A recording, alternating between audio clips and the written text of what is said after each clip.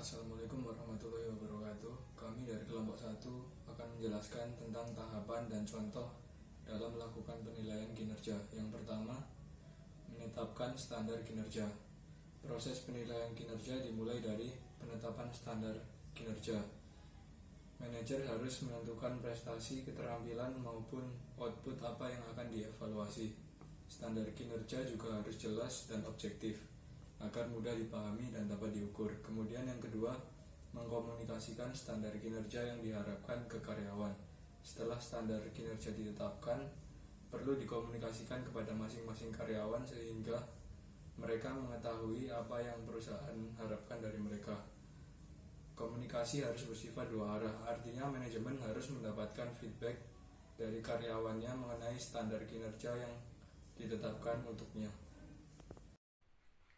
Nah, tahapan selanjutnya dengan mengukur kinerja yang nyata atau aktual kinerja berdasarkan dari informasi-informasi yang dapat diambil dari beberapa sumber seperti pengamatan, laporan statistik, laporan lisan tertulis, dan pengambilan pengukuran ini harus secara objektif berdasarkan dengan fakta dan tidak memasukkan unsur perasaan. Kemudian, tahapan selanjutnya dengan membandingkan kinerja nyata dengan standar yang telah ditentukan sebelumnya oleh perusahaan, dengan harapan dapat mengetahui penyimpangan-penyimpangan antara kinerja aktual dengan standar kinerja. Tahapan selanjutnya dalam melakukan penilaian kinerja adalah mengomunikasikan dan mendiskusikan hasil penilaian dengan karyawan yang bersangkutan.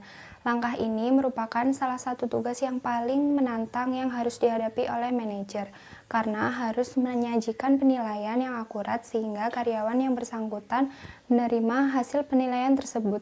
Diskusi tentang penilaian ini memungkinkan karyawan untuk mengetahui kekuatan, kelemahan, serta dampaknya terhadap kinerja di masa yang akan datang. Dampaknya bisa positif atau negatif tergantung pada penilaian yang disajikan. Lalu langkah terakhir pada proses penilaian adalah mengambil tindakan korektif atau perbaikan apabila diperlukan. Jika terjadi penyimpangan antara standar kinerja dengan kinerja aktual karyawan, dan telah dikomunikasikan dengan baik antara kedua belah pihak, maka pihak perusahaan maupun karyawan harus mengambil tindakan untuk memperbaiki kinerjanya. Selanjutnya, contoh evaluasi hasil penilaian kinerja. Evaluasi hasil penilaian kinerja harus diperhatikan oleh suatu perusahaan karena nantinya akan berpengaruh terhadap kinerja dan pengembangan suatu perusahaan. Tujuan evaluasi kinerja adalah untuk memperbaiki atau meningkatkan kinerja organisasi melalui peningkatan kinerja dari SDM organisasi.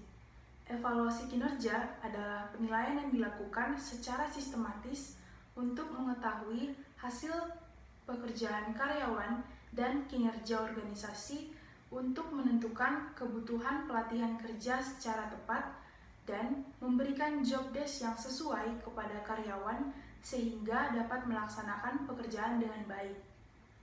Nah, setelah perusahaan melaksanakan tahapan penilaian kinerja, maka pemilik perusahaan akan mengetahui hal-hal apa saja yang perlu dikaji ulang, seperti adanya pemberian pelatihan tahap kedua atau pelatihan lanjutan jika dirasa belum mendapatkan standar atau kriteria penilaian. Contoh lain bisa kita lihat seperti dari segi metode atau cara pelatihan yang diberikan. Jika dirasa kurang tepat dan menemukan yang lebih efisien dan efektif, maka perlu dilakukan penilaian kembali di jangka waktu tertentu, sehingga evaluasi menjadi penting untuk terus mengembangkan kinerja SDM.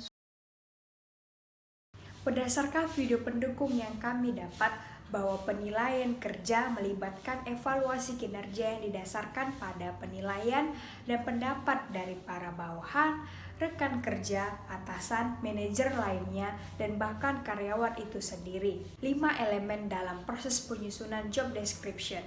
Yang pertama, identitas pekerjaan. Yang kedua, ringkas atau maksud pekerjaan. Yang ketiga, kewajiban pekerjaan. Yang keempat, tanggung jawab. Dan yang kelima, spesifikasi pekerjaan. Selanjutnya yaitu metode penilaian kinerja. Yang pertama yaitu rating scales. yang menilai kinerja pegawai dengan menggunakan skala untuk mengukur faktor-faktor kinerja. Yang kedua, critical incident. Penilai harus menyimpan catatan-catatan tertulis tentang tindakan-tindakan atau perilaku kerja yang sangat positif dan perilaku kerja yang sangat negatif selama periode penilaian. Yang ketiga, essay. Evaluator menulis deskripsi mengenai kekuatan dan kelemahan karyawan, kinerjanya pada masa lalu, potensinya, dan memberikan saran-saran untuk pengembangan pekerja tersebut. Yang keempat, work standard. Standar mencerminkan keluaran normal dari seorang pekerja yang berprestasi rata-rata yang bekerja pada kecepatan atau kondisi normal. Yang kelima yaitu ranking. Metode ini merupakan suatu cara penilaian prestasi kerja pegawai untuk satu kurun waktu tertentu di masa lalu dengan menggunakan skala peringkat prestasi kerja dengan perilaku tertentu. Yang keenam, metode evaluasi lapangan.